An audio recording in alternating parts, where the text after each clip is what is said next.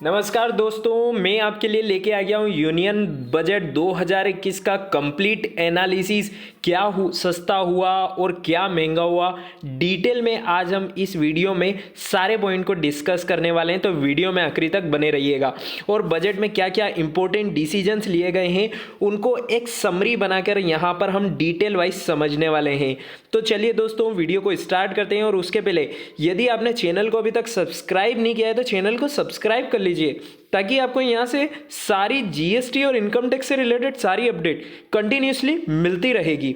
और इसी के साथ यदि आप हमारे टेलीग्राम चैनल को भी ज्वाइन करना चाहते हैं तो टेलीग्राम चैनल की लिंक हमने डिस्क्रिप्शन बॉक्स में दे रखी है, आप वहां से भी उसे ज्वाइन कर सकते हैं। तो चलिए दोस्तों, बिना किसी देरी के आज के इस यूनियन बजट 2021 की कंप्लीट एनालिसिस को शुरू करते हैं। और उसे हमने यहाँ पर टोटल 21 पॉइंट्स में डिटेल डिस्क्राइब किया है, जिसके कारण आप यहाँ पर जो बजट में चेंजेस किए गए हैं उसे अच्छे से समझ पाए।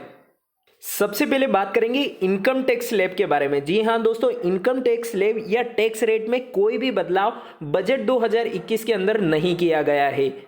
यानी कि बजट में न तो पुराने टैक्स के ढांचे में कुछ बदला है और न नए में। बस यहाँ पर जो चेंजेस किए गए हैं, जो कि हमने आपको लास्ट वीडियो में भी बताया था, जिन सीनियर सिटीजन की एज 75 ईयर से अबव है, यानी कि जो 75 साल से ज़्यादा के बुजुर्गों को कुछ राहत मिली है, अगर उनकी कमाई सिर्फ पेंशन और ब्याज से हो रही है तो इन्हें इनकम टैक्स रिटर्न भरने की कोई आवश्यकता नहीं होगी। जी हाँ दोस्तों, अब सीनियर सिटीजन जिनकी एज लिमिट 75 ईयर से अबव है और वो उनकी इनकम का सोर्स सिर्फ पेंशन और इंटरेस्ट इनकम है, तो उन्हें अब इनकम टैक्स रिटर्न भरने की बिल्कुल आवश्यकता नहीं है। तो ये एक इंपॉर्टेंट चेंजेस किया गया है इनकम टैक्स रिटर्न के अंदर। चलिए दोस्तों, सेकेंड और इंपॉर्टेंट पॉइंट की तरफ चलते हैं। ऑटो पार्ट्स पर थोड़ी सी ड्यूटी यहां पर बढ़ा दी गई है, जिससे आपको गाड़ी खरीदना थोड़ा सा महंगा पड़ सकता है। जी हां दोस्तों, कुछ ऑटो पार्ट्स पर कस्टम ड्यूटी बढ़ाकर 15% की गई है। इससे गाड़ियां महंगी हो सकती है और पेट्रोल पर ₹2.5 और डीजल पर ₹4 प्रति लीटर एग्री सेस लगा है। और इसी के साथ में अगर बात करूं गोल्ड सिल्वर की, तो गोल्ड सिल्वर यानी कि सोने चांदी पर भी 2.5% एग्री सेस लगाया गया है, जिसका इंपैक्ट आपको यहां पर कल से देखने को मिल सकता है। उसी के साथ अगर मैं बात करूं कि इंपोर्ट ड्यूटी की, तो इंपोर्ट ड्यूटी को यहां पर कम कर दिया गया है। यानी कि पहले जो इंपोर्ट ड्यूटी 12.5% लगती थी, अब उसे घटाकर 7.5% तक कर दिया गया है। तो ये काफ़ी अच्छा एक यहां पर अपडेट निकल कर आता है अगर मैं इंपोर्ट ड्यूटी की बात करूं तो। लेकिन उसी के साथ इंपोर्टेड सेब, काबुली चना, मटर और मसूर पर भी सेस लगा है। तो ये ऑटो पार्ट्स को लेकर यहाँ पर कुछ चेंजेस किए गए हैं। कस्टम ड्यूटी को थोड़ा सा बढ़ा दिया गया है। इसी के साथ पेट्रोल और डीजल पर भी यहाँ पर एग्री सेस लगा दिया गया है। यानी कि अब आपको पेट्रोल और डीजल पर भी एग्री सेस लगता हुआ दिखाई देगा कल से। और इसी के साथ इंपोर्ट ड्यूटी जो 12.5% सी थी, उसे यहाँ पर घटाकर 7.5% तक कर दिया गया है। चलिए दोस्तों, उम्मीद है आपको यह पॉइंट भी अच्छे से क्लियर हो गया होगा। अगर आपको किसी भी पॉइंट में कोई कन्फ्यूजन आता है तो आप नीचे हमें कमेंट सेक्शन बॉक्स में लिखकर बता सकते हैं, हम उसे आपको डिटेल में एक्सप्लेन करने का पूरा प्रयास करेंगे। नेक्स्ट पॉइंट की तरफ चलते हैं, जो कि है हेल्थ बजट। हेल्थ बजट में यहां पर इंक्रीमेंट किया गया है। हेल्थ बजट को 137% तक बढ़ाया गया है। जी हां दोस्तों, और इसका जो मेन रीजन है वो है कोविड के कारण हेल्थ बजट जो यहां पर डिक्रीज था, जिसके कारण से यहां पर बहुत सारे इन्वेंशन करने थे, बहुत सारे यहाँ पर वैक्सीन का इन्वेंशन करना था और भी बहुत सारे यहाँ पर ऐसी सिचुएशन बनी थी, जिसके कारण बजट को यहाँ पर इंक्रीमेंट किया गया है। यानी कि अब जो यहाँ पर फाइनेंशियल ईयर आएगा उसमें हेल्थ बजट को बढ़ाकर 137% तक कर दिया गया है। यानी कि अगर मैं बात करूँ अमाउंट के बारे में, तो कोरोना को देखते हुए हेल्थ केयर के लिए 2.23 लाख करोड़ दिए गए हैं। यानी कि 2.25 लाख करोड़ यहाँ पर कोरोना को देखते हुए हेल्थ केयर के लिए यहाँ पर निकाले गए हैं, जो कि एक काफ़ी अच्छा इंप्रूवमेंट यहाँ पर बजट के अंदर देखने को मिला है। और अगर ये पिछले साल से कंपेयर करूँ तो पिछले साल से यहाँ पर जो इसमें परसेंटेज में ग्रोथ करी गई है वो लगभग 137% की यहाँ पर ग्रोथ करी गई है, जो काफ़ी ज़्यादा यहाँ पर यूजफुल होने वाली है। उसी के साथ बात करूं, हेल्थ इंफ्रास्ट्रक्चर सुधारने के लिए आत्मनिर्भर स्वस्थ भारत योजना लाई गई है। यानी कि आपको पता है कि अभी हेल्थ इंफ्रास्ट्रक्चर को सुधारने के लिए सरकार काफ़ी बड़े से बड़े कदम यहाँ पर उठा रही है और उसी को देखते हुए यहाँ पर आत्मनिर्भर स्वस्थ भारत योजना लाई गई है। इस पर 6 साल में, जी हाँ दोस्तों, इस पर 6 साल में 64,180 करोड़ रुपए अभी तक खर्च किए जाएंगे और निमोनिया की निमोकोकल वैक्सीन पूरे देश में बच्चों को दी जाएगी। इससे 50,000 बच्चों की हर साल जान बचाई जा सकेगी। यानी कि अभी देश में जो निमोनिया से बच्चों की डेथ हो जाती है, उनकी कमी को करने के लिए यहाँ पर वैक्सीन को डेवलप किया जाएगा और उस वैक्सीन को हर एक बच्चे तक पहुँचाने का कार्य किया जाएगा, जिससे यहाँ पर 50,000 बच्चों तक की जान बचाई जा सकती है। तो ये एक बहुत बड़ा डिसीजन यहाँ पर लिया गया है, जिसका काफ़ी अच्छा पॉजिटिव इम्पैक्ट आपको आने वाले टाइम में देखने को मिल सकता है। चलिए दोस्तों, उम्मीद है आपको थर्ड पॉइंट भी अच्छे से क्लियर हो गया होगा। अब हम नेक्स्ट पॉइंट की तरफ चलते हैं और आप वीडियो को फटाफट से लाइक करते रहिए और अपने दोस्तों के साथ, अपने फ्रेंड्स के साथ, अपने कलीग्स के साथ भी शेयर करते रहिए, ताकि उनको इस बजट की अच्छे से एक एक चीज़ को एनालिसिस वो कर पाएँ।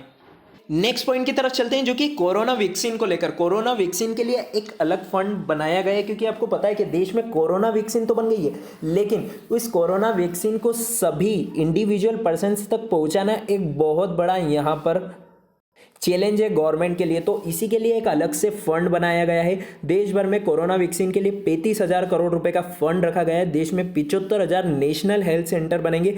602 जिलों में क्रिटिकल केयर हॉस्पिटल शुरू किए जाएंगे। तो ये काफ़ी बड़ा यहाँ पर डिसीजन लिया गया है कोरोना वैक्सीन को यहाँ पर सभी पर्सन को, सभी इंडिविजुअल्स को लगाने के लिए। और यहाँ पर जो हेल्थ केयर सेंटर है उनमें भी यहाँ पर इंक्रीमेंट देखने को मिल रहा है।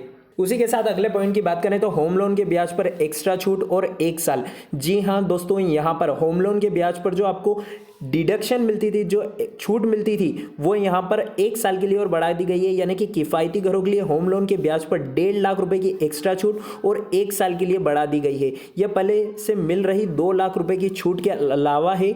इससे 2019 में लागू किया गया था। पिछले साल भी इसे 1 साल के लिए बढ़ाया गया था। तो अब आपको होम लोन के ब्याज पर भी जो छूट मिलती है उसको यहाँ पर इंक्रीज कर दिया गया है 1 साल के लिए। और यानी कि पहले आपको जो ये होम लोन के ब्याज पर डिडक्शन मिलती थी, ये कम सालों के लिए मिलती थी, अब उसमें वृद्धि करके 1 वर्ष के लिए और इसे बढ़ा दिया गया है। और इसी के साथ डेवलपर्स को किफ़ायती घरों के प्रॉफिट पर मिलने वाली टैक्स छूट भी 1 साल के लिए बढ़ाई गई है। तो यहाँ पर एक काफ़ी अच्छा डिसीजन होम लोन को लेकर भी किया गया है, जो कि काफ़ी अच्छा बेनिफिट यहाँ पर टैक्स पेयर को, जो यहाँ पर होम लोन ले रखे हैं, जिन टैक्स पेयर्स ने या जिन इंडिविजुअल्स ने, उनको काफ़ी अच्छा बेनिफिट यहाँ पर मिलने वाला है।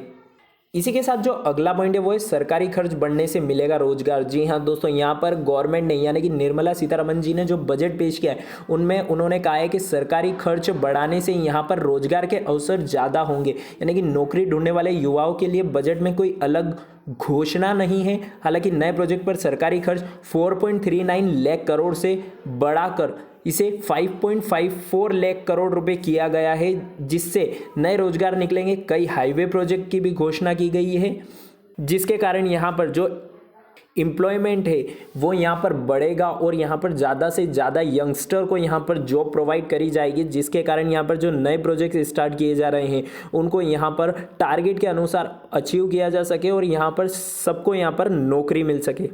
इसी के साथ अगले पॉइंट की तरफ चलते हैं और अगले पॉइंट में 15,000 स्कूल आदर्श स्कूल बनेंगे। जी हाँ दोस्तों, आदर्श स्कूल बनाने के लिए भी यहाँ पर एक बहुत बड़ा डिसीजन लिया गया है। उच्च शिक्षा आयोग का गठन होगा, 15,000 स्कूलों को आदर्श स्कूल बनाया जाएगा।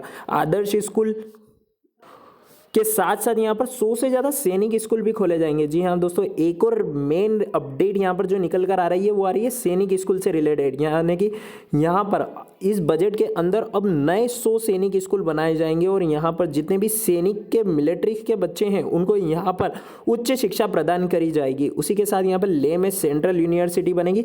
आदिवासी इलाकों में भी 750 एकलव्य स्कूल खुलेंगे, जिसके कारण उन्हें काफ़ी अच्छी यहाँ पर एजुकेशन नॉलेज मिल सके।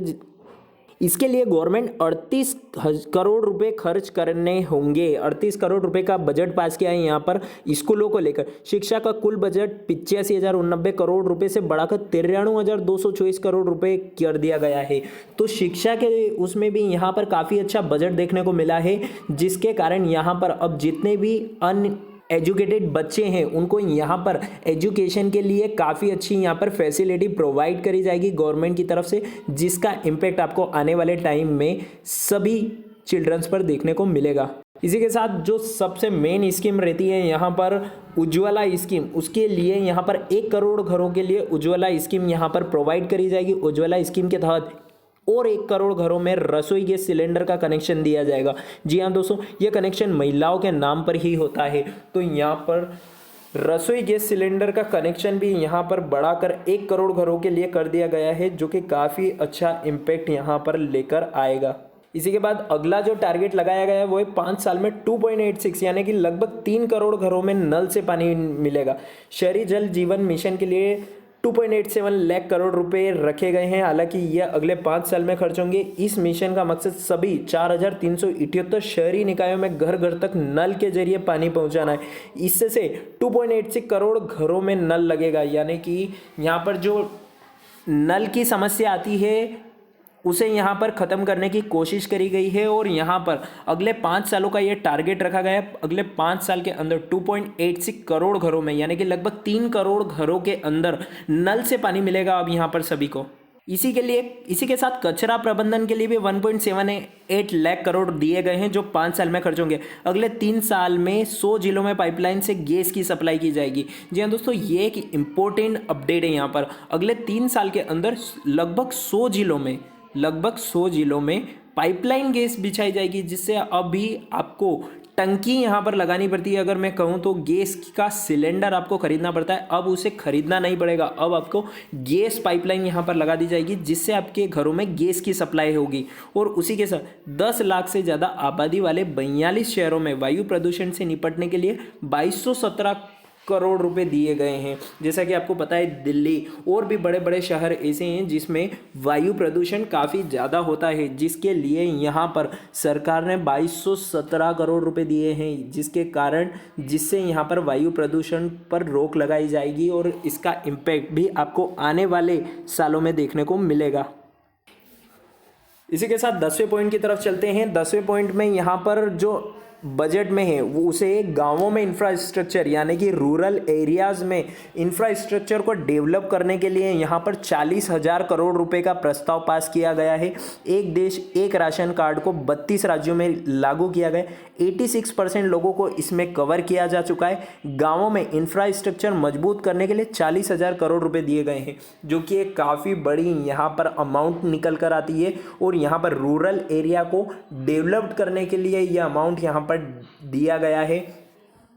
और इसी के साथ एक देश एक राशन कार्ड की भी यहाँ पर स्कीम लाई जा रही है, जिसके कारण यहाँ पर अब आप कहीं भी अपना पलायन करते हैं, यानी कि कहीं भी आप एक जगह से दूसरी जगह पर ट्रांसफ़र करते हैं, तो अब आपको राशन कार्ड बदलाने की आवश्यकता नहीं होगी। अब एक ही राशन को आप दूसरे जगह पर भी यूज़ कर पाएंगे।